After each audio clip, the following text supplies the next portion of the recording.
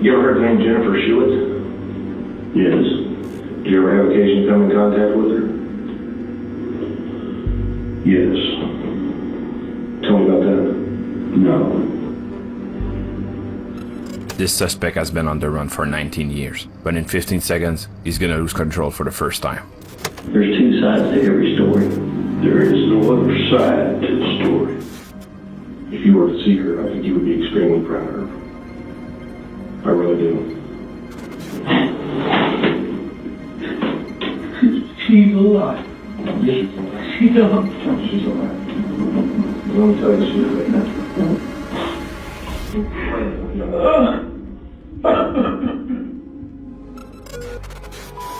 8-year-old Jennifer Schuett, kidnapped, assaulted, silenced, and left for dead. She was only a child at the time, and lost the ability to speak after she was horribly wounded by her attacker. But she survived, remembering every details, and went on to solve her own case, finally putting an end to Dennis L. Bradford's reign of terror. I wanted to help because I was the only living witness.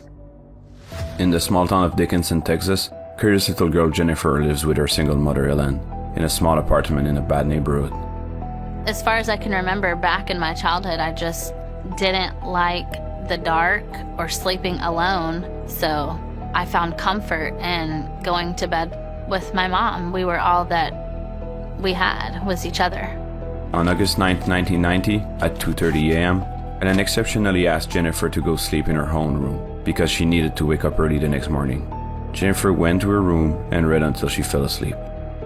In the morning, Ellen can't find Jennifer, and the window of her bedroom leading out to the parking lot is wide open. Sometime early Friday morning, 8-year-old Jennifer Schuett was abducted from her apartment bedroom. Jennifer's mother entered the bedroom and found the bedroom window open and her daughter gone. When Jennifer, there was no sign of her, she was just gone. After the police arrived, they went on the hunt right away. It started to become evident very quickly to the officers that this was not just a runaway case. As anything new develops, I'll be more than happy to talk with you all about it. Later that day, at 6:30 p.m., the police received a call from some parents in the area. Their kids were playing in the field beside the town and tripped over something. Horrifyingly, they realized it was the body of a little girl. And I remember being put into the life flight helicopter. At this point, they knew they were running out of time. They had to get her to an hospital. As she's airlifted, I'm thinking that we're obviously going to have a murder case here. Her injuries were so serious that her survival was unlikely. Jennifer's condition was grave. Her throat had been cut from ear to ear. We felt that she probably would have been sexually assaulted. And really then, like at 8 years old, you don't really understand what rape means. She was in such an horrific state that they barred her mother from entering the room. And you could see, that she was very fearful. Inexplicably, her attacker missed all major arteries in her neck. It was big news in the tiny town of Dickinson, Texas. Jennifer's mother was frantic. It's just been us two together. We completed her surgery. Her airway is stable. When Jennifer regained consciousness after the surgery, her behavior suddenly changed. I was kind of a hard patient to deal with because I had a lot of male doctors and I was scared of males. The Dickinson Police Department dispatched a whole squad to serve her a room in the hospital. With this, plus all the male doctors and staff, Jennifer ended up in a constant state of panic. Everyone was a suspect in my book. One weird detail at the time was her distrust of any and all police officers. But this fact would end up making much more sense once Jennifer started to share her side of the story. With Jennifer, we knew that we had a survivor that couldn't speak. The challenges were to extract information from her. Now, we're talking about an 8-year-old. Jennifer wasn't able to tell the investigator anything directly. Since they had no other choice, they handed her a notebook and some pens and asked her to answer the question in writing. It was mainly me writing notes to my mother, and then she would hand them to the officer outside. She was only 8 years old, but considered very intelligent for her age. She was very detail-oriented in the way she described the events. So after falling asleep in her bedroom, she woke up in the arms of a stranger. He was running with me, carrying me down the sidewalk, and I immediately tried to scream, but he covered my nose and mouth. He whispered to her that he was a police officer, and that she needed to calm down. Then, they got into a car, and he held her on his lap as they drove away. At this point, she knew something was wrong. On one hand, she knew the police were the good guy, but on the other, she has been told to never trust a stranger. As a child, I wanted to believe him, but the part of me that was scared of the dark knew that there was something really wrong here. This tipped the investigator on why she wouldn't trust no males, especially not police officers. I started to realize that I had actually been kidnapped. I was very afraid of what would happen next. To calm her down, the man pulled his car into the local elementary school. There, he said they'll wait until the sun comes up for her mom to come and pick her up. I remember anxiously waiting for those headlights, but they never came. The man was smoking and drinking and offering her candies, a big red flag for anyone familiar with stranger danger or other child safety program teaching school around that time. I remember him saying, "Well, your mom's not coming," and starting up the car. They drove outside of town and pulled up to a field. There, Jennifer started to ask questions. I was a very curious 8-year-old. I was kind of interrogating him. I was wanting him to prove to me that he was a police officer. I wanted to know, where's your gun? Where's your badge? He told me once parked that his gun was in the back seat. So I stood on the front bucket seat of the vehicle to look into the back seat. And this is the moment it happened. Out of respect for Jennifer and the other victims of her attacker, we won't be covering the assault, as it is extremely graphic. When she woke up, she was being dragged by her ankle, naked, in the middle of a field. It's crazy to think that someone that young will know exactly what to do in that type of situation. But she played dead, knowing that it was her only chance at survival. And he dropped my legs. I heard him walk off. He left her for dead, on top of an anthill. As the sun was coming up, she could hear children playing and dogs barking around in the field. I realized I couldn't scream. I had just enough strength to throw my right hand on top of my neck. And I looked at my hand and it was full of blood. At this point, she was drifting in and out of consciousness, but the fire ants kept biting her and waking her up. And even as death was lurking in, she kept reminding herself of all the details she witnessed, thinking that if she survived, she would catch him. I remember saying that he looked greasy and like he may have had a scar or something on his face. I remember writing down that there were beer cans in the car and the brand of cigarettes that he had, just every little detail that I could remember, everything that I thought would help in finding him. By asking him questions while she was in the car, she even got him to tell her his name.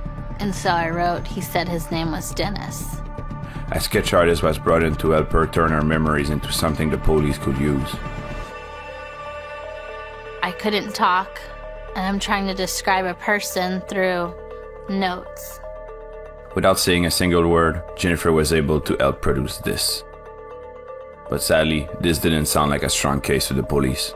They reached out to the public with the sketch to no avail, and in the end, the small police department didn't uncover anything, except some pieces of clothing from Jennifer and her attacker, lying in the field. It was just so frustrating to me to not be able to say what I wanted to in the way that I wanted to say it. She would try to express her disagreement and get even angrier by the fact that she couldn't speak her mind anymore. And this is when a miracle happened. In one of her mute rants, a tiny little sound came out of her mouth. Doctors were shocked since her vocal cords were basically cut in half and were never expected to reconnect. But somehow, they started to heal. I even regained my voice while I was in the hospital. I like to say I haven't shut up since. Soon after that, she was discharged from the hospital, went back home, and even returned to school the next year.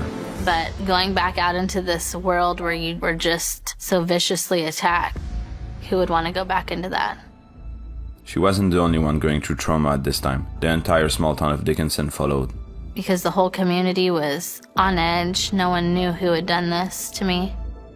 The police added more staff to its department and started to position officers in schoolyards and even inside classrooms. As time is progressing, the leads are getting colder and colder and you're losing your resources. It's very frustrating. The case gets cold. And Jennifer ended up waiting for 18 years with no sign of progress on her case. And then I got a phone call that Detective Tim Cromie would be taking over my case and he wanted to meet with me. For the first time in years, a police officer asked to meet with her. He told her something which gave her hope. Sitting down with Jennifer for the first time, I told her, I said, Jennifer, I will do whatever I can do in my power till the end of my career to get you the answers that you need for this case. And that simple sentence changed my life.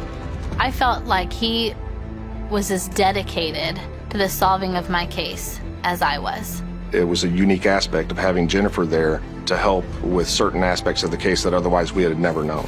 I really wanted to be a part of the solving of my own case. I wanted to help because I was the only living witness. He contacted the FBI and asked them to analyze the pieces of clothing they found in the field 18 years prior. Often work in cold cases, time is your enemy.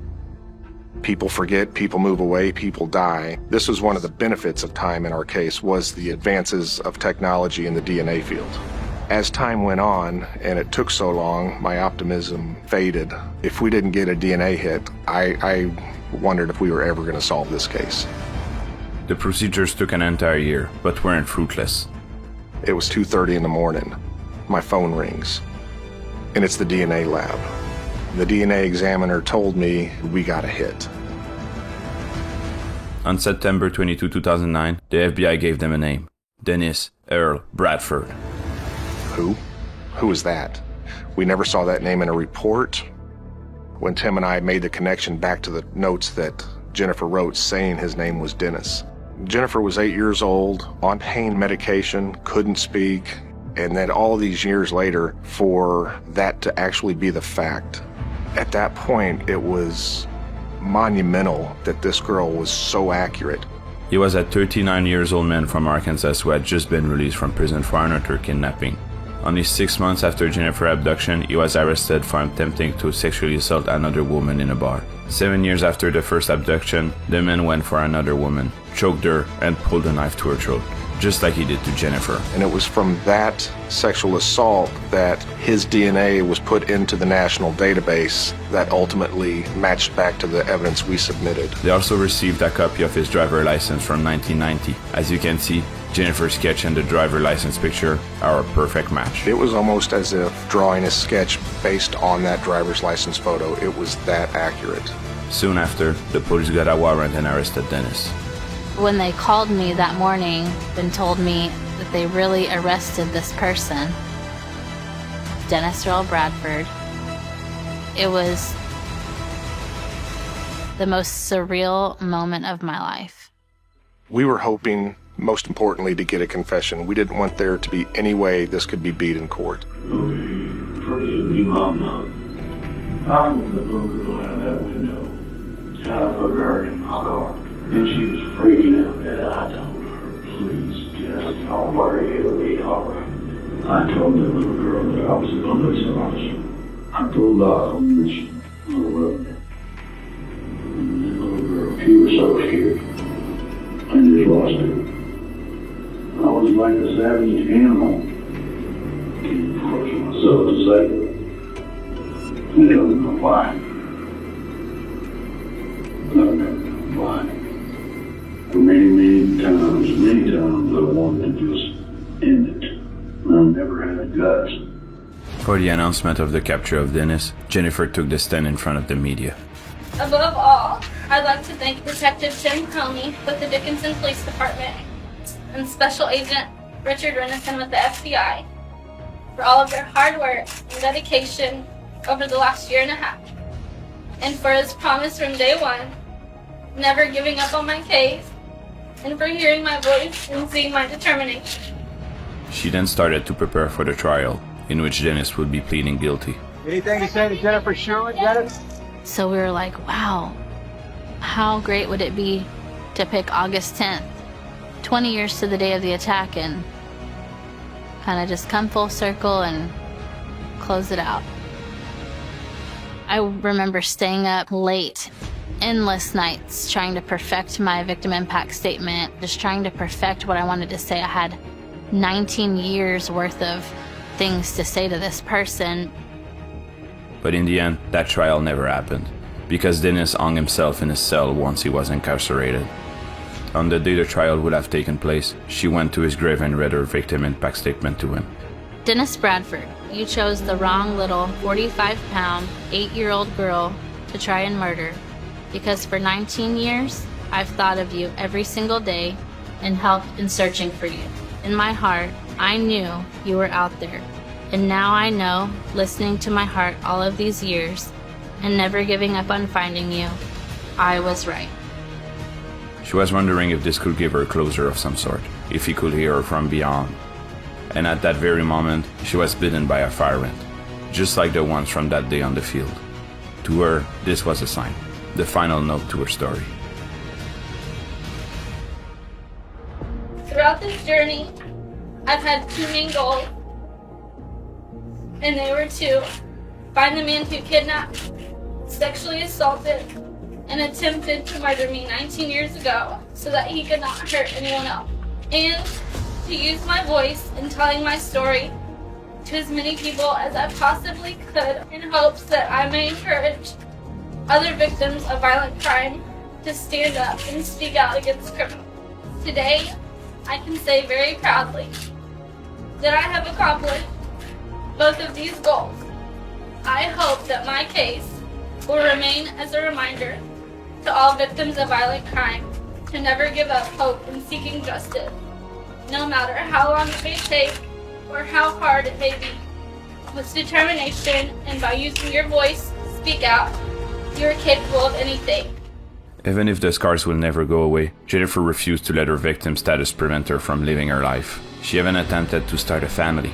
But unfortunately, because of the violent sexual assault she had gone through, she was told it was pretty much impossible for her to conceive a child. But after sharing her story, a doctor came forward to help her. When Jonathan and I found out that we were expecting, we were in complete shock. 2 years later, they had their first daughter, and then a son. It's like, pinch me, who would have thought? They're really my happy ending. Today, she continued to raise her voice as a victim advocate.